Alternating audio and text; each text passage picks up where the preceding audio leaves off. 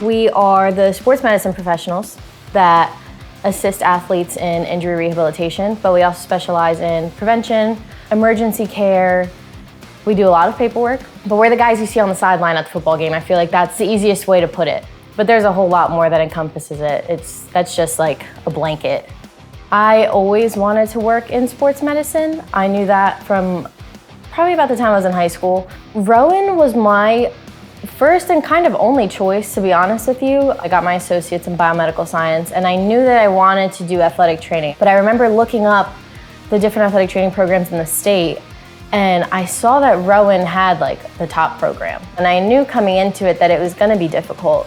I knew it was gonna be hard, but I knew that if I wanted to be successful, like this was the route that I had to take. Honestly, the best part of the program is the hands-on experience because we learned so much anatomy about injuries, pathologies, rehabilitation. You do get thrown into the fire. You do. Like, it's one of those things where it's like, all right, let's go, it's time to sink or swim. For me, it was the best way to learn. It's definitely something that you get used to. Once you get used to it, it's kind of one of those things that you just live for. It's like an adrenaline rush.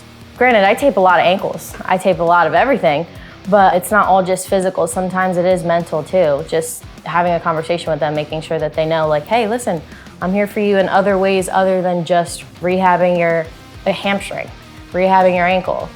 I think my favorite part of it is seeing an athlete that got hurt, went through rehab with you, and then they're back out on the field that first game back. It's just one of those things where you kind of hold your breath a little bit and hope for the best, but it's the best feeling. I always just felt like Rowan was the right fit for me.